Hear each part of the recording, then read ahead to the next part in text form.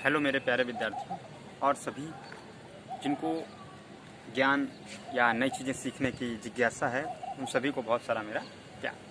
देखिए, आज हम लोग चुंबकीय फ्लक्स की बात करेंगे। किसकी बात करेंगे? चुंबकीय फ्लक्स और विद्युत चुंबकीय प्रेरणा, इंडक्शन भी बताएंगे। आपको मैं 3-4 टॉपिक कराऊंगा और डिटेल में कराऊंगा।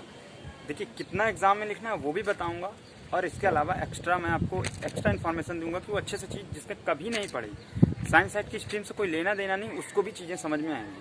ठीक है, तो वीडियो में बने रहें, पूरा वीडियो मेरा देखें, आपको निश्चित समझ में आएगा। देखिए, चुंबकीय फ्लक्स इंग्लिश में बोलते हैं मैग्नेटिक फ्लक्स, ये होता क्या है।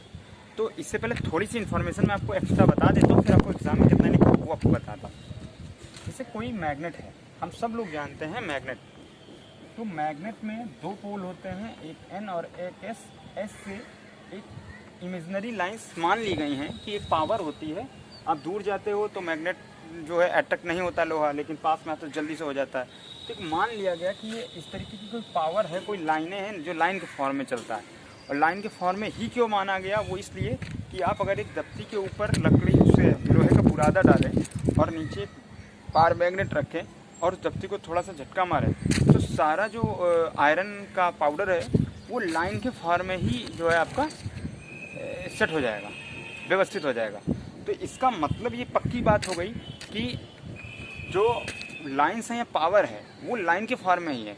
अगर लाइन के फॉर्म में ना होती तो ये लाइन में क्यों होती? वो पूरा डिस्ट्रीब्यूट होता है ना। तो इसलिए इस एक्सपेरिमेंट से साइंटिस्ट ने ये क्लियर किया कि इसमें लाइनें होती हैं। ठीक, अब इन लाइनों को तो हम लोग क्या बोलते हैं? चुंबकीय बल रेखाएं। ठीक है, मैग्नेटिक फोर्स लाइंस। अब पर यूनिट एरिया पे जितनी लाइंस जाती हैं वो उस मैग्नेट की मैग्नेटिक इंटेंसिटी बोली जाती है उस प्लेस पे, क्योंकि ये दूर दूर होती जाती हैं और पास होती हैं, तो पास में इंटेंसिटी कुछ और होगी, दूर में कुछ और होगी। इसीलिए जब भी कोई कॉइल या मोटर की बात करते हैं हम लोग, तो हम लोग दो पोल्स लेते हैं हमेशा। क्या लेते हैं? और यूनिफॉर्म मैग्नेटिक फील्ड की बात करते हैं, ताकि एक सामने जितनी लाइन्स हैं उतनी ही जाएं। तो यूनिफॉर्म मैग्नेटिक फील्ड यानी एक समान चुंबकीय क्षेत्र आपको प्राप्त हो जाएगा। ये बात क्लियर हो गई होगी। अब यहाँ पे बात आती है कि फ्लक्स है क्या। तो जैसे मान लीजिए कोई सरफेस कहीं पर भी रखा, एक सरफेस आपको ड्रा करना पड़ेगा इस तरीके से। ये मैंने एक सरफेस ड्रा किया, ठीक है। ये एक सरफेस मैंने ड्रा किया। सरफेस बनाने का तरीका यही है कि आपकी कॉपी में लाइनें होती हैं, 2 या 3 लाइन को तिरछा एक लाइन लीजिए, तो जितनी तिरछाई है उतनी ही तिरछा ये लीजिए। आप खड़ी लाइनें गिन लीजिए, 5 यहाँ से तो 5 यहाँ से, आपका फिगर बिल्कुल परफेक्ट बनेगा, कभी गलती नहीं होगी। इसके बाद अब क्या हुआ, जैसे यहाँ मैग्नेटिक फील्ड है, यहाँ पर कोई सरफेस रख दिया जाए इस जगह पे इनके बीच में, तो इस तरीके से ये कोई सरफेस रखा हुआ है। अब मैग्नेटिक फील्ड में है, यूनिफॉर्म मैग्नेटिक फील्ड में, तो ये लाइनें इससे पास होंगी, ये लाइनें इससे पास होंगी। ठीक है,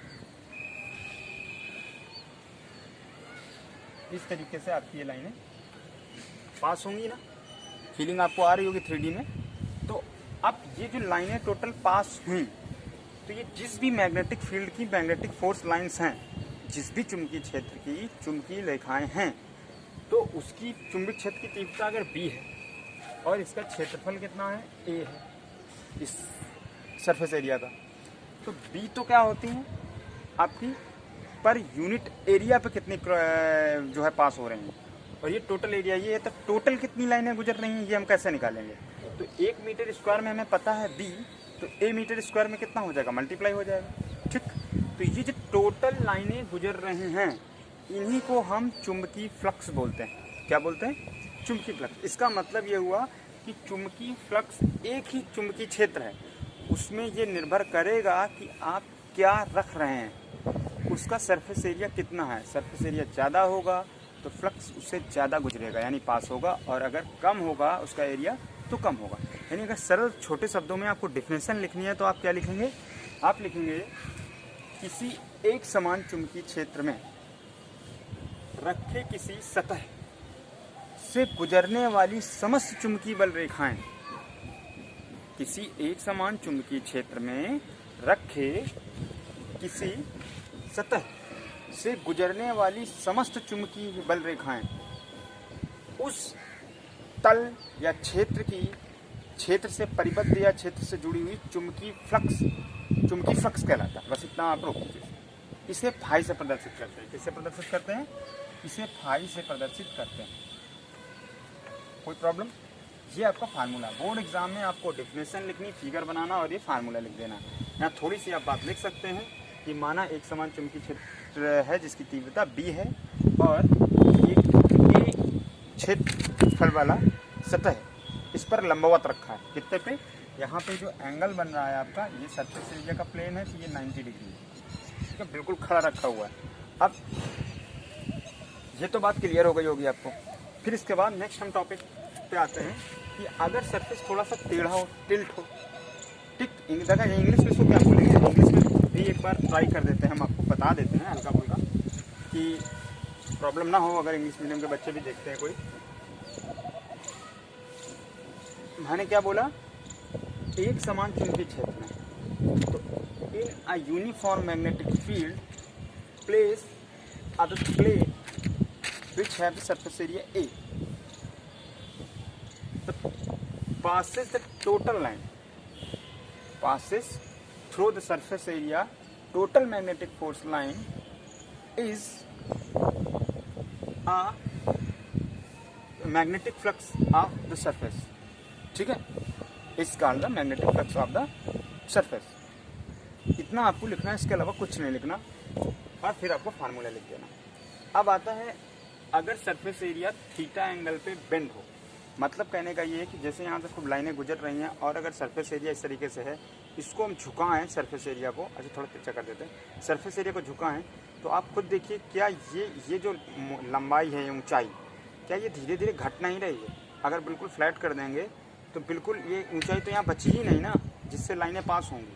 तो इसका मतलब हुआ जैसे जैसे हम घुमाते जाएंगे तो धीरे धीरे मतलब झुकाते जाएंगे। अब देखिए, अब आप फर्क ये पड़ता है आप एंगल कहाँ से नाप रहे हैं। सरफेस इस तरीके से रखा था, हम सरफेस का ही सरफेस से एंगल नाप रहे हैं कि अगर तल जो है समतल प्लेन आपका वो धीरे धीरे झुक रहा है, पहले पोजीशन ये थी, अब धीरे धीरे झुक रहा है, तो यानी मान लीजिए थीटा एंगल पे वो झुक गया। यही चीज़ आपकी मैं एक दूसरे फिगर के साथ, आपको ये केवल यही फिगर बनाना है, ठीक है, डेफिनेशन में बस यहाँ पर लिख देना है। यदि सरफेस यानी समतल जो है कितना थीटा डिग्री पर झुका हो, तो थीटा डिग्री पर अगर झुका होगा तो लाइन बन जाती है यदि सतह चुंबकीय क्षेत्र से थीटा कोण पर झुका हो, ठीक है, तो फाई बराबर TA cos थीटा।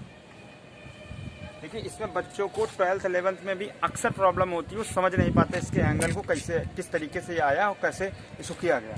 तो देखिए समझिए, कोई भी सरफेस एरिया होता है, सरफेस एक वेक्टर क्वांटिटी है, जैसे फोर्स में डायरेक्शन होती है इसी तरीके सरफेस में भी होती है, लेकिन सरफेस की डायरेक्शन सरफेस के परपेंडिकुलर चलती है।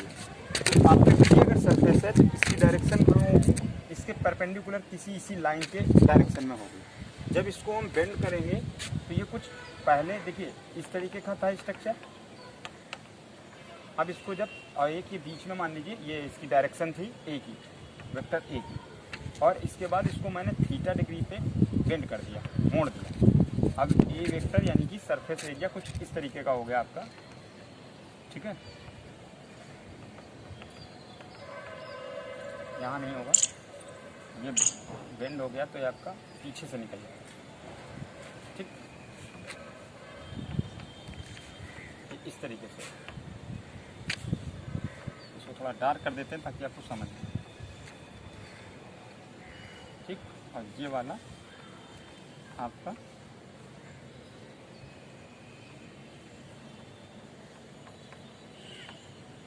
देखिए ये पहले था, ठीक, और ये बेंड हो गया कितनी डिग्री पे, समझ में आ रहा होगा, थीटा डिग्री पे। तो ये एंगल देखिए आपका खुद जितना एंगल यहाँ ये थीटा होगा उतना ही एंगल यहाँ पे भी होगा। ये ज्योमेट्री का रूल है, ठीक है। अगर भाई ये सरफेस की जो परपेंडिकुलर लाइन होगी तो वो अगर थीटा डिग्री जा रही है, ये भी थीटा डिग्री तो मुड़ा होगा, तभी तो वहाँ थीटा डिग्री हो पाया होगा। तो अब सरफेस जो एरिया आपका वर्क कर रहा है केवल जिससे पास होगा वो ये परपेंडिकुलर लेंथ होगी सर, बस। इसकी वैल्यू अगर हमें निकालनी पड़े तो हम किस तरीके से निकालेंगे? तो जाहिर सी बात है कि हमको यूज करना पड़ेगा इसमें कॉस थीटा वाला फार्मूला, यानी कि बेस, जिसमें ट्रिग्नोमेट्री पढ़ी है, त्रिकोणमिति। तो आधार बराबर, ये फिगर कुछ इस तरीके का बनेगा। अगर इसको हम बनाएंगे तो ये कुछ, जब सामने की बात आएगी तो कुछ ये इस तरीके का होगा और ये थीटा, ठीक है ना। तो हमको ये परपेंडिकुलर वाली चीज़ चाहिए। ये तो टोटल एरिया ए है, तो जाहिर सी बात है कि अगर ये बेस और इसमें रिलेशन बनाएंगे ए बी सी, तो ये हमारा क्या बन जाएगा आपका, जो ए सी होगा वो किसके इक्वल होगा?